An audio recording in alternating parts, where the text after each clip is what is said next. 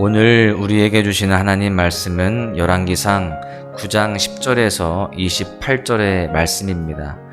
솔로몬이 두 집 곧 여호와의 성전과 왕궁을 20년 만에 건축하기를 마치고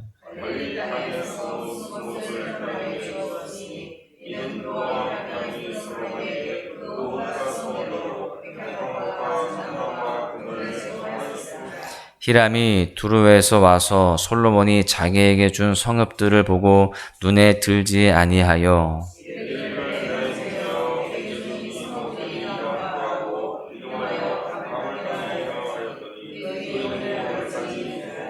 히람이 금 120달란트를 왕에게 보내었더라.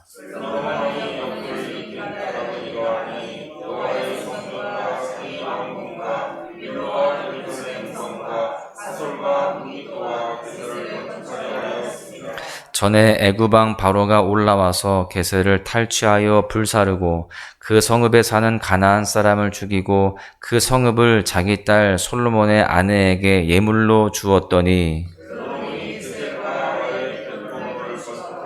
또 바알랏과 그 땅의 들에 있는 다드몰과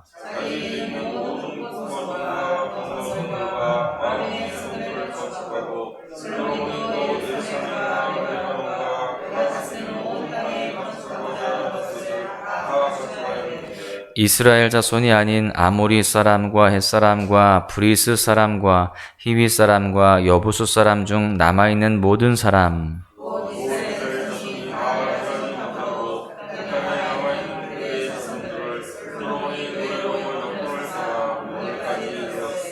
다만 이스라엘 자손은 솔로몬이 노예를 삼지 아니하였으니 그들은 군사와 그 신하와 고관과 대장이며 병거와 마병의 지휘관이 됨이었더라.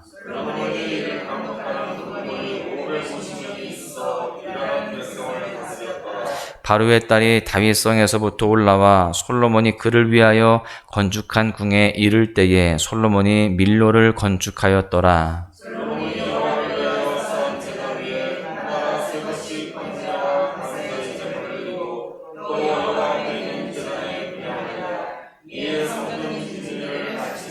솔로몬 왕이 에돔 땅 홍해 물가의 엘롯 근처 에시온게벨에서 배들을 지은지라.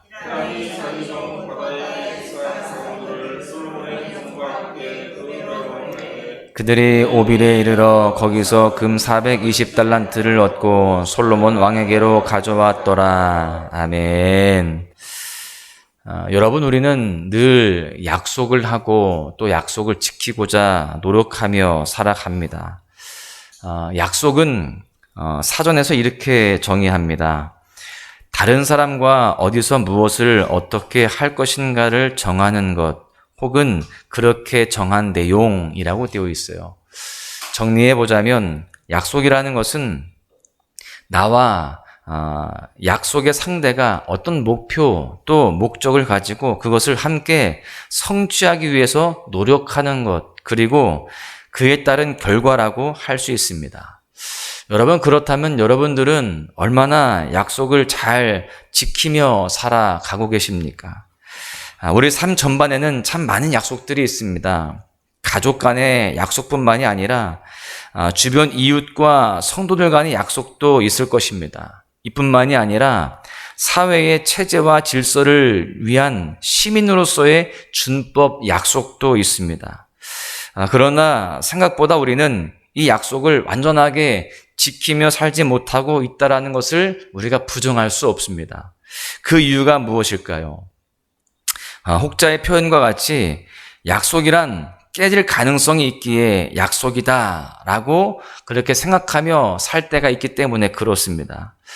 사실 우리는 약속을 하면서도 어떠한 약속 앞에서는요, 이것은 지키기 어려운 것이다 라고 그렇게 생각을 하고 또 결론을 내리며 살 때가 종종 있습니다. 심지어 그 가운데에는 하나님과의 언약, 말씀의 약속 앞에서도 그것을 지키지 못할 때도 있습니다. 구약 성경 가운데 하나님은 율법을 통하여서 자신의 백성들과 약속을 하셨습니다. 또한 선지자들을 통하여서 대언의 말씀으로 언약을 맺기도 하셨습니다. 이 모든 것이 하나님의 약속을 기록하고 있는 말씀들이죠. 그리고 하나님께서는 맺으신 말씀의 약속, 언약 가운데 신실하신 분이심을 스스로 나타내셨습니다. 그런데 이 언약을 어긴 이스라엘과 백성들은 어떻게 되었습니까? 하나님의 책망과 진노의 대상이 되었습니다. 하나님과 약속을 지키지 못한 자들의 이유는 사실 너무나 단순합니다. 신실하신 하나님보다 주관적인 자기의 생각과 판단에 따라 행동함으로, 즉 교만과 불순종으로 그 언약을 깼던 것입니다. 오늘 열왕기상 8장 말씀 가운데에서도 그런 사람이 등장하는데 바로 지혜의 왕이라고 일컫는 솔로몬이었습니다. 그래서 우리는 오늘 본문을 통해서 이런 교훈을 얻을 수가 있어요. 하나님의 약속을 가벼이 여기지 말라라고 하는 교훈입니다. 사실 하나님의 성전을 건축하고자 하는 열정으로 오랜 세월을 보냈던 솔로몬이 하나님과 약속을 저버렸다라고 생각하기가 쉽지가 않습니다. 그러나 오늘 말씀 중에 확실하게 기록된 사실이 있어요. 11절을 보십시오. 갈릴리 땅의 성읍 20곳을 히람에게 주었으니 이는 두로왕 히람이 솔로몬에게 그 온갖 소원대로 백향목과 잣나무와 금을 제공하였습니다. 솔로몬은 성전과 왕궁 건축에 적극적으로 협조했던 히람에게 보상으로 납달리 지파의 북쪽 갈릴리 지방의 성읍 20개를 주었다라고 기록하고 있습니다. 여러분, 이렇게 어떤 보상으로 히람 왕에게 성읍 20개를 주었는데 이것 자체는 하나님께 너무나 큰 범죄였습니다. 솔로몬은 그 노고의 답례로 그렇게 선물을 준 것이지만 여러분, 갈릴리 땅은 처음부터 하나님의 소유였습니다. 그리고 그 하나님께서 이스라엘에게 약속으로 주신 땅이 바로 갈릴리였습니다. 다시 말해서 하나님이 허락하신 땅을 함부로 누군가에게 넘기는 행위는 하나님의 약속을 가벼이 여기는 그러한 모습이었습니다. 그리고 이것은 지극히 인간적이며 주관적인 판단이었다라고 하는 것입니다. 하나님이 주인이신데 주인의 허락도 없이 자기가 스스로 판단해서 그것을 남에게 주었다라고 하는 것은 범죄죠. 더욱 안타까운 것은 히람은 그 받은 성읍들을 보면서 마음에 들지 않았습니다. 그래서 그 땅을 향하여서 가불이라고 이야기해요. 이것은 쓸모없는 땅이다라는 것을 의미합니다. 히람은 자신이 솔로몬에게 좋은 것들, 귀한 것들을 주었는데 그 대가로 쓸모없는 땅을 받았다라고 지금 불편한 마음을 표현했던 것입니다. 사실 하나님이 허락하시지 않으시면 솔로몬에게는 이 땅을 누군가에게 줄 수 있는 권한이 전혀 없습니다. 아무리 그것이 쓸데없는 땅이라 할지라도 줄 수 없는 그런 사람입니다. 그런데 그는 어리석게도 하나님의 땅, 약속의 열매를 마치 자기의 소유인 양, 주인 행세를 하고 있는 모습을 보이고 있습니다. 그리고 욕은 욕대로 먹고 있죠. 솔로몬이 성전과 왕궁을 건축할 때 사실 결정적인 역할을 한 사람이 바로 이 두로의 히람이었습니다. 그는 솔로몬이 원하는 만큼 백향목과 잣나무와 금을 제공해 줬어요. 그리고 히람이 제공한 금은 120달란트라고 기록하고 있습니다. 이 120달란트는 얼마만큼의 그 금액일까를 제가 한번 수치로 화산을 해봤는데요. 신학자들이 추측하기에 120달란트의 무게는 약 4,200kg이라고 이야기합니다. 이것은 지금 현재 시세로 보았을 때 3,400억이 넘는 어마어마한 금액입니다. 솔로몬이 그 많은 것들을 지원받은 거예요. 그리고 그 많은 지원을 받으면서 많은 재물들과 또 많은 것들을 그렇게 누리게 되었을 때 처음에는 이 모든 것들이 하나님의 도우심이고 하나님의 공급하심이다 라고 그렇게 생각을 했을 것입니다. 그래서 그런 축복 속에서 그런 모든 건축의 과정 속에서 하나님이 하시는 일이다, 이 모든 것들은 하나님의 것이다라고 스스로 자각을 했을 것입니다. 그런데 어느 순간 솔로몬은 이 모든 소유의 궁극적인 주인이 하나님이심을 망각했던 것입니다. 그 많은 부를 누리고 또 모든 일들이 형통하니까 어느 순간 교만이 스물스물 올라왔던 것이죠. 그래서 진정한 주인이 하나님이시다라는 사실을 어느 순간 잊게 되었습니다. 안타깝게도요, 이스라엘의 왕 솔로몬의 역사는 이 시점부터 내리막길을 걷기 시작합니다.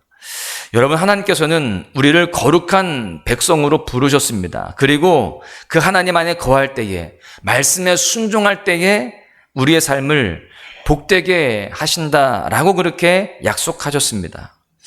여러분, 우리는 그래서 하나님의 백성으로서, 하나님의 소유된 자로서 하나님의 그 약속 안에, 말씀 안에 철저하게 거해야 할 줄로 믿습니다. 우리의 모든 것들이 다 하나님의 은혜이며 또한 소유이며 하나님의 그 모든 그 주권 아래에 있음을 인정하면서 주님께서 허락하시는 삶을 잘 살아내야 되는 것입니다. 그럴 때에 우리가 하나님께서 예비하신, 또 하나님께서 허락하시는 복들을 더 풍성하게 누릴 수가 있는 것입니다. 여러분, 혹시 솔로몬과 같이 하나님의 약속, 하나님의 축복을 나의 것으로 생각하면서 살 때가 있지는 않습니까? 우리는 하나님의 그 약속과 축복을 가벼이 여기면 안 될 줄로 믿습니다. 늘 이 모든 것들이 하나님의 도우심이고 또 하나님의 역사이며 하나님의 주권이심을 늘 기억하면서 주님 안에 살아가야 할 줄로 믿습니다. 두 번째 교훈은 하나님의 뜻을 우선하라라고 하는 것입니다. 오늘 본문 20절과 21절은 또 하나의 솔로몬의 불순종을 기록하고 있습니다. 20절, 21절은요, 하나님의 성전과 왕궁을 짓는 데 동원된 사람들의 목록이 나옵니다. 20절에 보시면 아모리 사람과 헷 사람과 브리스 사람과 히윗 사람과 여부수 사람 중 남아있는 모든 사람들을 노예로, 역군으로 삼았다라고 기록합니다. 여러분, 이들이 누구일까요? 하나님께서 가나안에 입성하는 이스라엘 백성들에게 진멸하라라고 명령했던 족속들 가운데 하나입니다. 그들이 이스라엘을 영적으로 실족하게 할 우려가 있었기 때문에 하나님은 그들을 반드시 진멸하고 내쫓으라고 하였습니다. 그들로 인하여서 이스라엘 백성들이 범죄할까 그렇게 생각을 하셨던 것이죠. 그런데 솔로몬은 하나님의 뜻을 우선시하지 않았습니다. 하나님의 뜻은 분명히 그들을 내어 쫓는 것, 그들을 진멸하는 것이었습니다. 그런데 솔로몬은 그 하나님의 뜻을 우선시하지 않고 철저히 자신의 생각에 따라서 또 이스라엘의 유익을 구하기 위해서 가나안의 원주민들을 쫓아내지 않고 그들에게 노역을 시킨 것입니다. 그들을 다 죽이고 쫓아내는 것보다 그들을 노예로 쓰면 얼마나 더 우리에게 유익이 될까? 얼마나 더 그것이 현실적으로 좋을까? 이렇게 생각을 한 것이죠. 24절을 또 보시면 이렇게 기록하는데요.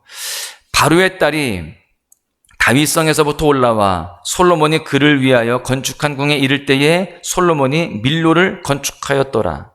지금 이 솔로몬은 그 가나안 원주민들을 남겨두었던, 또 노예로 썼던 그 범죄뿐만이 아니라 지금 보니까요, 바로의 딸을 아내로 맞이한 이 솔로몬이 그를 위해서 궁을 짓습니다. 그리고 거기에 이방 여인들을 또 드립니다. 여러분, 열왕기상 3장과 7장에 보시면 이미 하나님은요, 애굽 사람이자 바로의 딸을 아내로 맞이하는 솔로몬에 대해서 부정적인 그런 마음을 드러내셨습니다. 그런데 지금 이 솔로몬은요, 거룩함과 순전함으로 그 전을 세워야 할 솔로몬이었는데 그 바로의 딸을 끊어내지 못하고 그를 위해서 성을 짓고 거기에 이방 여인들을 드리는 것, 이것은 하나님 앞에 범죄였습니다. 물론 솔로몬은 정치적으로 이것이 유익이 되어지고 또 자신에게도 즐거움을 줄 수 있는 그러한 상황이 될지는 모르겠지만 하나님의 뜻에는 굉장히 어긋난 모습이었다라는 것입니다. 여러분, 우리는 우리의 삶에 하나님의 뜻보다 앞서는 그러한 나의 생각과 판단이 있으면 안 될 줄로 믿습니다. 우리가 늘 하나님의 뜻을 우선시하고 우리가 하나님의 뜻 가운데 늘 순종하는 삶을 살아가야 되는 것입니다. 그렇게 우리의 몸과 마음과 삶을 거룩함과 성결함으로 무장하여서 하나님의 뜻에 온전히 순종하는 삶을 살아가야 할 줄로 믿습니다. 결론의 말씀을 드립니다. 여러분, 어쩌면 솔로몬은 이스라엘 역사상 가장 큰 명성을 얻었고 풍요를 누린 그런 왕이었다라고 할 수 있습니다. 하나님의 성전과 왕국을 건축했음에도 불구하고 여전히 그는 더 큰 부귀와 또 영화를 누리고 있는 상황입니다. 솔로몬은 이처럼 세상적으로 대단한 성공을 이루었어요. 하나님이 주신 축복이라 여기면서 자신의 그 축복을 계속해서 이어갈 수 있는 그러한 모습이었습니다. 그런데 그는 하나님의 언약 앞에서 실패자였고 또 약속을 어긴 죄인이 되었습니다. 율법의 기준으로 평가할 때 솔로몬은 하나님 보시기에 합당하지 못한 왕의 모습이었다라고 하는 것입니다. 사랑하는 소망가족 여러분, 하나님의 약속은 신실하십니다. 오직 그 약속의 이행자이며 성도로 살아갈 때 하나님의 축복은 온전할 수 있습니다. 우리의 생각이나 판단으로 하나님의 언약의 말씀을 셈하지 마시기를 바랍니다. 오직 순결함으로 말씀의 약속 앞에서 정직하게 살아가시기를 간절히 소망합니다. 오늘 하루 하나님의 약속 안에서 하나님의 뜻에 따라 잘 살아감으로 하나님의 축복을 더욱더 풍성히 누리시기를 주님의 이름으로 간절히 축원합니다.